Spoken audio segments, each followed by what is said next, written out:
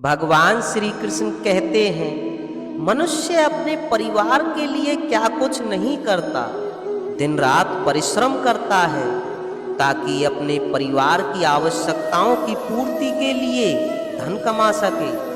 परंतु क्या केवल धन कमाना पर्याप्त है? आप कहेंगे हाँ, क्यों नहीं। धन से सब कुछ मिलता है, विद्या मिलती है, घर मिलता है, औषधि मिलती है, क्या कुछ नहीं मिलता धन से? ये सब एक सीमा तक ठीक है, किंतु तनिक मन से सोच कर देखिए, जब बालक रोगी होता है तो वो उस कड़वी औषधि को क्यों पी लेता है?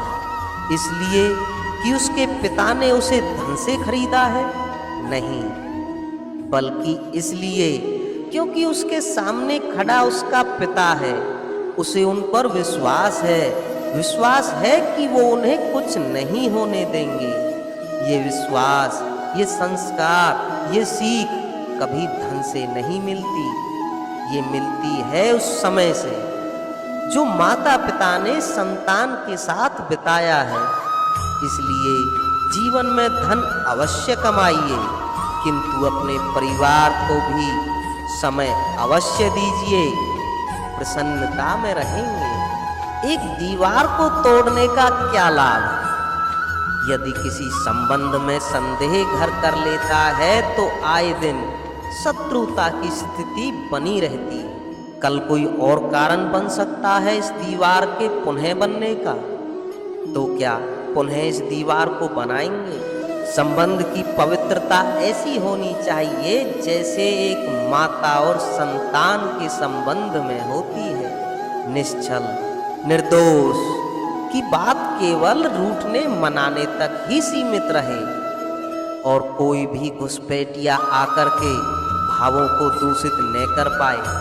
न कोई वस्तु, न कोई परिस्थिति, न कोई व्यक्ति, कोई उन्हें अलग न कर पाए। सोचिए, यदि ये दीवार पुनः बनानी है तो इसे तोड़ा ही क्यों जाए? यदि मन में एक अटूट संबंध स्थापित करने का दृढ़ निश्चय ही न हो तो क्यों तोड़े इस दीवार को? बताइए, है अटूट विश्वास कि ये संबंध कभी नहीं टूटेगा? यदि है तो तोड़ दीजिए इस दीवार को, अन्यथा नहीं। भगवान श्री कृष्ण कहते हैं, संसार में पति पत्नी का संबंध सबसे बड़ा संबंध माना जाता है और है भी। शपथ लेकर 7 जन्मों के लिए एक दूसरे के साथ जुड़ जाते हैं, एक दूसरे के अर्धांग बन जाते हैं।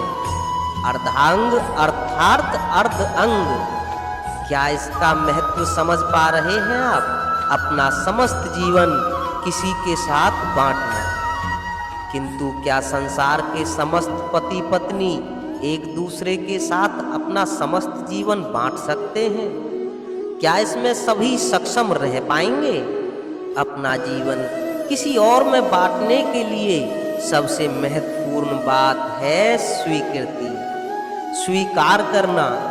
सामने वाले व्यक्ति को स्वीकार करना, उसकी अच्छाइयाँ भी, उसकी बुराइयाँ भी, संपूर्णतः रूप से उस व्यक्ति को स्वीकार करना होगा। तभी ये संबंध आगे बढ़ेगा, तभी ये संबंध और भी सुंदर बनेगा। एक दूसरे के दोष ढूंढना, उन्हें गिनाना, ये केवल और केवल एक ही कार्य करता है, इस संबंध के जीवन का नाश करता है।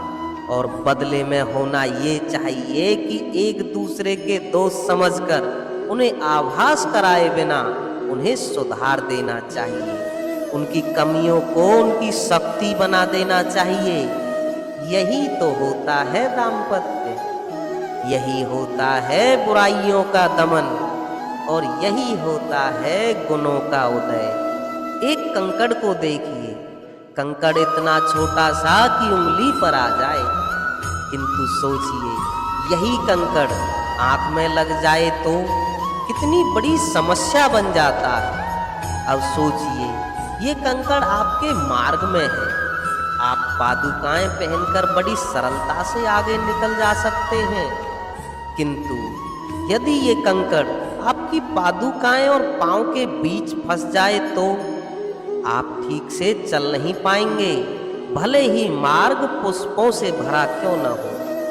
अर्थात आप बाहर की उन समस्याओं, उन चुनौतियों से लड़ सकते हैं, किंतु भीतर की नहीं।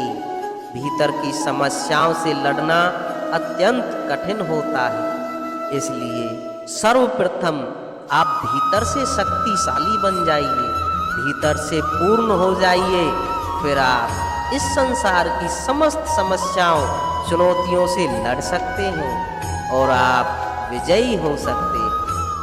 तो दोस्तों, इस वीडियो में बताए गए भगवान श्री कृष्ण के इन विचारों को अगर आप अपने जीवन में अपनाते हैं तो कठिन से कठिन समय में भी आप धैर्यवान बनकर रह सकते हैं और अपने लक्ष्य पर सफलतापूर्वक पहुंच सकते हैं।